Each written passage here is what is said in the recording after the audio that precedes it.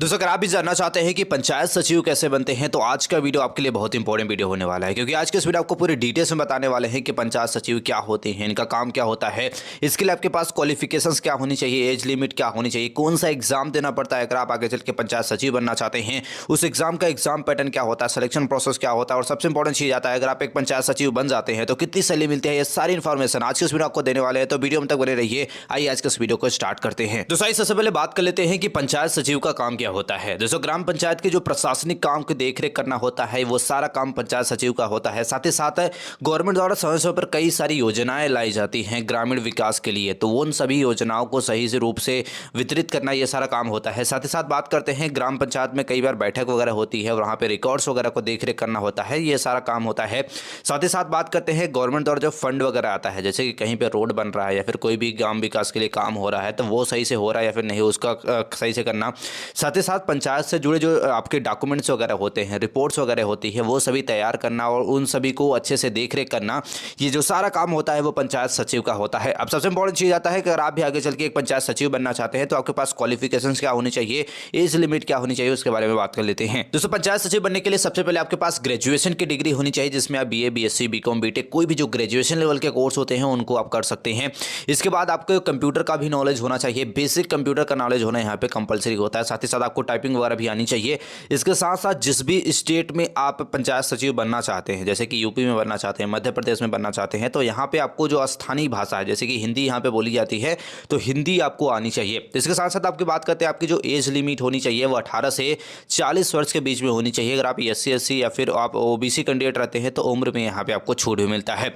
अब सबसे इंपॉर्टेंट चीज आता है कि कौन सा एग्जाम देके आप एक पंचायत सचिव बन सकते हैं और उसका सिलेक्शन प्रोसेस क्या होता है। दोस्तों अगर आप एक पंचायत सचिव बनना चाहते हैं तो पंचायत सचिव की ऑफिशियल वेबसाइट पर समय समय पर इसकी वैकेंसी निकाली जाती रहती है। तो सबसे पहले आपको पंचायत सचिव की ऑफिशियल वेबसाइट पे जाना होगा, उस पर रजिस्ट्रेशन कर देना होगा और जैसे ही वैकेंसी आएगी आपको आसानी से नोटिफिकेशन आ जाएगा, आप जाके अप्लाई कर देंगे। अप्लाई करने के बाद सबसे पहले आपको इसमें कराया जाएगा रिटन एग्जाम। रिटन एग्जाम को क्लियर करने के बाद आपका कराया जाएगा डॉक्यूमेंट वेरिफिकेशन, जिसमें आपके सारे डॉक्यूमेंट्स आपको मांगे जाएंगे। देन आपका मेरिट लिस्ट और फाइनल रिजल्ट आपका आ जाता है। तो ये पूरा प्रोसेस होता है आपका सिलेक्शन प्रोसेस का।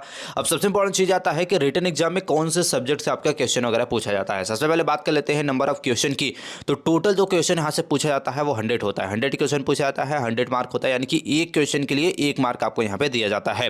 बात करते हैं इसमें आपके जीके से 25 क्वेश्चन पूछा जाता है, मैथ से 25 क्वेश्चन होता है, हिंदी से 25 क्वेश्चन और पंचायती राज व्यवस्था से आपके 25 क्वेश्चन होता है। तो हर सब्जेक्ट से लगभग आपको 25 क्वेश्चन पूछा जाता है। टोटल बात करते हैं नंबर ऑफ क्वेश्चन की 100 होता है और टोटल मार्क आपको लगभग 100 होता है।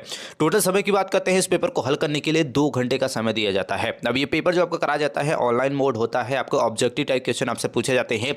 सबसे इंपॉर्टेंट चीज आता है कि इसमें आपको नेगेटिव मार्किंग नहीं की जाती है, तो आप आसानी से कोई भी जो भी आपको क्वेश्चन नहीं भी आता है उस पर भी आप तुक्का भी लगा सकते हैं। अब नेक्स्ट बात करते हैं कि एग्जाम का एग्जाम पैटर्न क्या होता है। सबसे पहले बात करते हैं जीके से जो क्वेश्चन आपसे पूछा जाता है वो अभी आप देख पा रहे होंगे। मैथ से इन सभी रिलेटेड आपका क्वेश्चन पूछा जाता है, जैसे कि हम बात करते हैं आपके तीसरे में हिंदी में, तो इनसे रिलेटेड क्वेश्चन पूछा जाता है। और चौथा आता है आपका पंचायती राज व्यवस्था से, इन सभी सब्जेक्ट से क्वेश्चन आपका पूछा जाता है। तो अलग अलग टॉपिक्स से आपको यहाँ पे क्वेश्चन पूछा जाता है, तो अभी आप देख सकते हैं। अब बात करते हैं जो मोस्ट इंपॉर्टेंट आता है कि अगर आप 12th से लेके एक पंचायत सचिव बनना चाहते हैं तो उसका प्रोसेस क्या होता है। तो सबसे पहले अपना 12th पास कर ले। 12th आपका किसी भी स्ट्रीम, साइंस, कॉमर्स, आर्ट किसी भी स्ट्रीम से हो सकता है।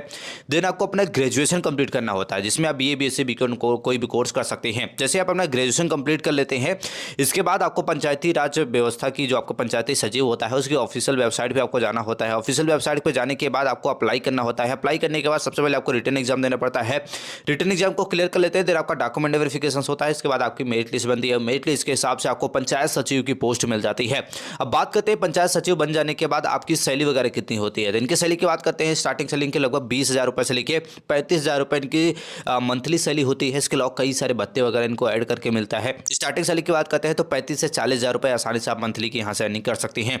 आई होप आप समझ गए होंगे कि अगर आप 12th के बाद पंचायत सचिव बनना चाहते हैं तो कैसे आप बन सकते हैं। वीडियो से कोई भी क्वेश्चन हो, डाउट्स हो, कमेंट में पूछ सकते हैं। उसे जानकारी के लिए चैनल को लाइक, को सब्सक्राइब जरूर कर ले। मिलते हैं नेक्स्ट वीडियो में, तब तक के लिए जय हिंद।